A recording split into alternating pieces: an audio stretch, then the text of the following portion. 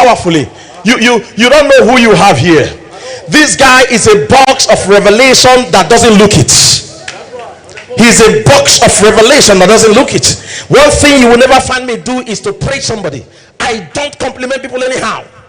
When I say it, that is the black, that is the white. Check it anywhere. And he was ministering and then talking about the Eden, the Garden of Eden. And you took me to a realm where I never saw that day. And then you said the Garden of Eden is a realm. It's not a location. It's not a place. The Garden of Eden is a realm where people can still live in today. And then we were used to thinking that the Garden of Eden was just a location that God created the earth and he created one garden and kept people there. No, sir. It was a realm where men have to dwell, where people just have to live. And while Adam was living in the Garden of Eden, the serpent needed to pull him down from the garden, so he deceived him with the fruit and brought him from the realm into the physicality of life.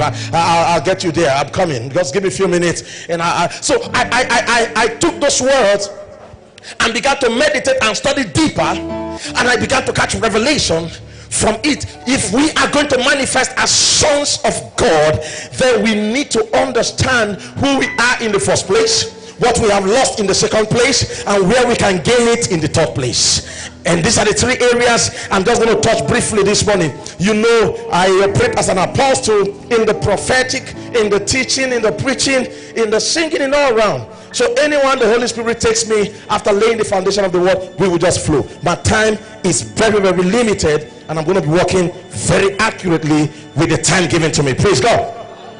Now, can I have, do you flash your scriptures on the screen here? Good. We're just going to take some scriptures. I want to show you some things, and then I'll compile it and I'll preach. I feel like preaching already. Something is doing me and I want to do it. Genesis chapter number 3 verse 17. Let's see Genesis chapter 3 verse 17 and then down to the last verse or so.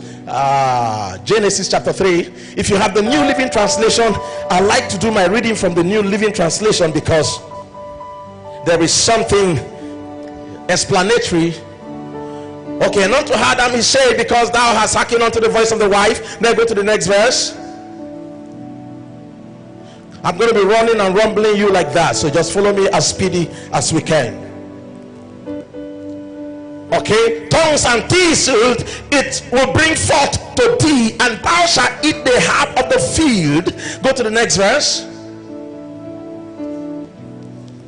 I want a New Living Translation. Do you have that translation? If you don't have it, allow me to do my translation here from the New Living.